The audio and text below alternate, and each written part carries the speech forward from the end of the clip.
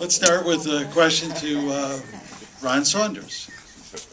Proposed constitutional amendments 5 and 6 govern redistricting for legislative and congressional districts within the state of Florida. Are you in favor or against these amendments? And please explain your answer for the audience. Maybe you want to summarize what the two amendments are for the audience.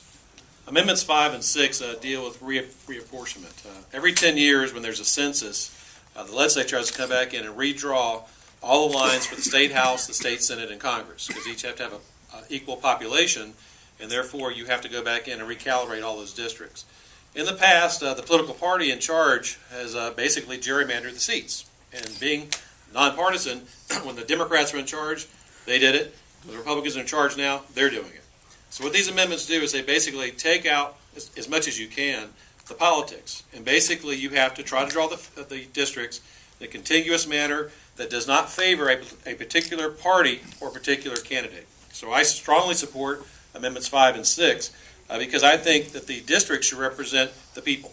And right now they do not do that. And I think you should have these standards in place because no matter what plan is drawn, they're going to go to court. Whatever side doesn't like it, they're going to sue. You have to have these standards in place to make sure that the districts have some standards that you can evaluate. Right now, there really aren't any standards. So I think these are good things to put in the Constitution, and that way, no matter what party's in charge, the districts will be drawn fairly.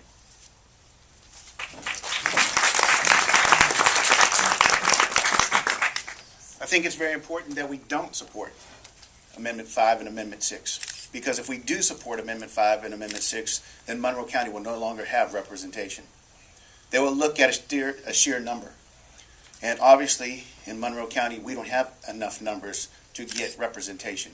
What I think is important is that we look at taxation without representation. Ultimately, what we're trying to do is create a system that allows for us that have a big tax base.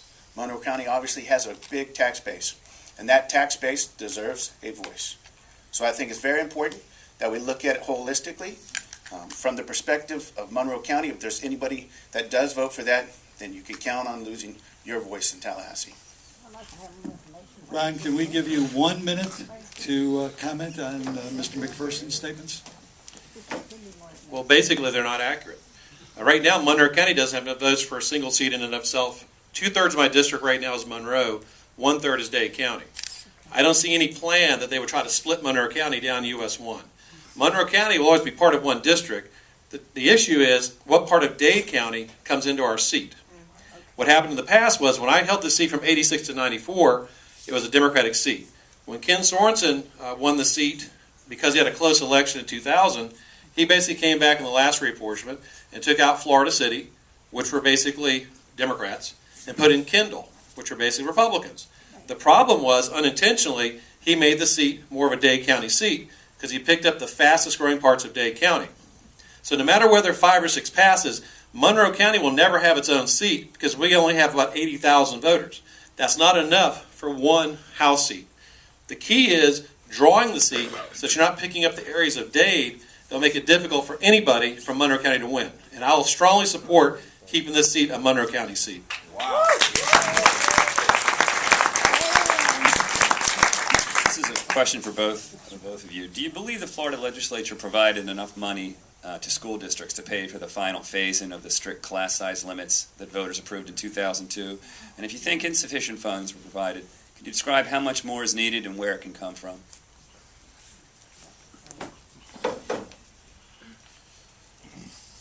I don't think that they have provided sufficient funds. I think we have an 18-story building in Tallahassee that houses a few hundred bureaucrats, and I think we need to start from there. I think that we need a community curriculum that will allow for Monroe County and others to basically stem their curriculum outside, meaning that we grow it here instead of being mandated from Tallahassee. Ultimately, I think that the bureaucracy in Tallahassee is absorbent and that it needs to be cut not only in half, but by 3/4 in the Department of Education. We can use those funds locally. We can break those funds down so that for, in fact, the accountability standards, for the grading standards, we can use local accountants, we can use local companies to create those standards and enforce those standards. So ultimately, no, I don't think that we have truly funded our children like they should. And ultimately, I think it's incumbent upon us to cut bureaucracy so that we truly can build a budget from the classroom out.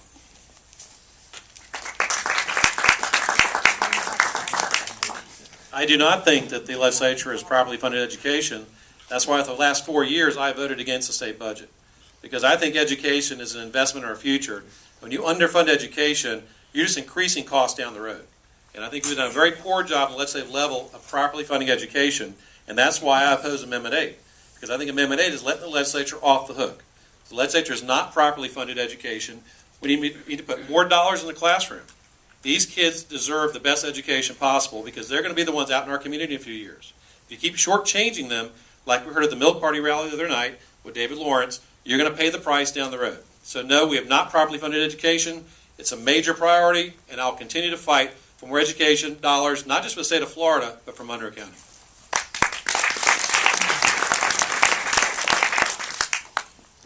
Republican candidate for governor Rick Scott is against gays adopting children and against gay marriage. What's your opinion on these two issues? Ron? Well, as a legislator, I have to actually put my name on things, and I actually co-sponsored the gay adoption law, because I don't think you should determine who a parent is based on their sexual orientation. If we have a waiting list of kids who want to be adopted, you should make your decision on what's in the best interest of the child. And I think it's a farce to have the sexual orientation be the factor. There are good heterosexual parents, good homosexual parents. That should not be a factor. I co-sponsored it, even though in the legislature it didn't pass. I think every year we should come back, especially now the courts have actually ruled that the state law is not constitutional. We need to go back in and clarify the state law and make sure that gay adoption is legal. Secondly, gay marriage, I think if you want to go get married, I don't care what orientation you are, you should have that right.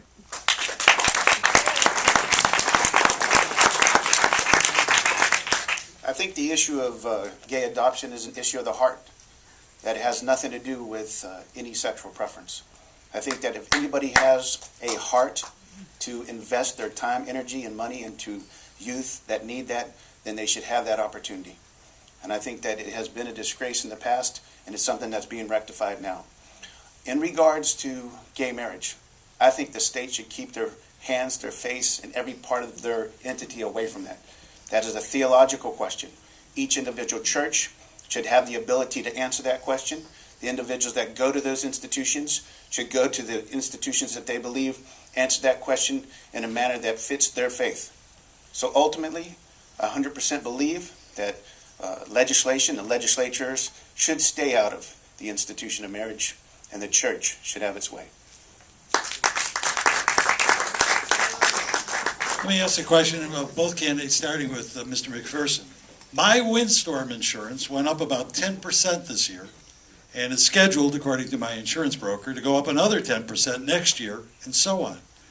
Many Keys residents, and especially those in the Old Town section, no longer can afford $5,500 plus per year with a $5,000 or $6,000 deductible.